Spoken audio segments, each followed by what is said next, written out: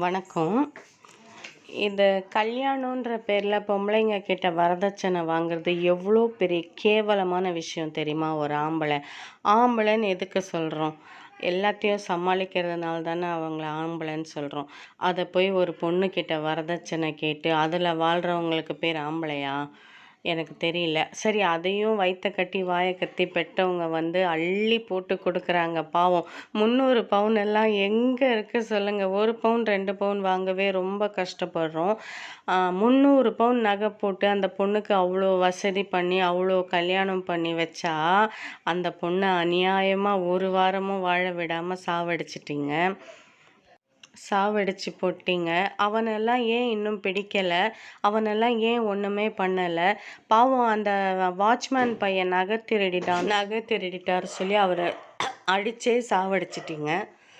இந்த மாதிரி கல்யாணன்ற பேரில் வரதட்சணை வாங்கிட்டு பொம்பளைங்க எடுத்துகிட்டு வர பணத்துலேயும் நகையிலையும் உட்காந்து சாப்பிட்ற ஆம்பளைங்களையும் என்ன சொல்லணும்? அதில் வேற பொம்பளைங்களை டார்ச்சர் பண்ணி தானாகவே சாகிற மாதிரி பண்ணிடுறாங்க. எனக்கு தெரிஞ்சு ஆம்பளைங்க ரொம்ப பேசுவாங்க, எனக்கு நல்லா தெரியும். பொம்பளைங்களும் அவங்க டார்ச்சர் பண்ணி அவங்களே அவங்கள சாவடிச்சுக்கிற மாதிரி கொண்டு போய் ஒரு சூழ்நிலையில் விட்டுருவாங்க. எனக்கு தெரியும். நான் நிறைய பார்த்துருக்கேன்.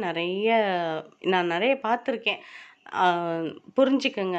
ஆம்பளைங்க ஆம்பளையும் பொம்பளைங்களையும், பொம்பளை பிள்ளைங்களையும் ஆம்பளை பிள்ளைங்களையும் சொல்லி வளங்க, நல்லது சொல்லி வளங்க. உயிர் போனால் வராது. அது பாவம், அந்த பெற்றவங்களுக்கு எவ்வளோ பெரிய வலி அந்த பொண்ணு இறந்ததில். அப்பா அம்மாவுக்கு பொண்ணாவது இருந்திருக்கலாம் வீட்லேயே. கல்யாணன்ற பேரில் பொம்பளை பிள்ளைங்கள கூட்டிகிட்டு போய் இப்படி கொடுமை பண்ணி சாவடிக்கிறீங்களே, நீங்கள்லாம் என்ன சொல்கிறது? யாருக்கு பயப்படலைன்னாலும் கர்மாவுக்கு பயப்படணும். கர்மா சத்தியமாக சும்மா விடாது. நான் என்ன சொல்கிறதுனே தெரியல. ஏன் இந்த ஆம்பளைங்க இப்படி பண்ணுறாங்கன்னு தெரியல. எல்லா ஆம்பளைங்களும் கிடையாது, சில ஆம்பளைங்கள். வரதட்சணை வாங்குறதும் தப்பு, கொடுக்கறதும் தப்பு. என்ன பண்ணுறது? அப்படி ஒரு சூழ்நிலை அப்போத்துலேருந்தே உருவாக்கிட்டாங்க. அது காலம் மாற்ற மாட்டேங்குது. பாதி பேர் பாவம் வாங்காமல் தான் கல்யாணம் பண்ணிக்கிறாங்க, சந்தோஷமாக இருக்கிறாங்க. மறுபடியும் சொல்கிறேன், அடுத்த வீட்டு பொண்ணை கூட்டிகிட்டு இப்படி கொடுமை பண்ணி சாவடிக்காதீங்க.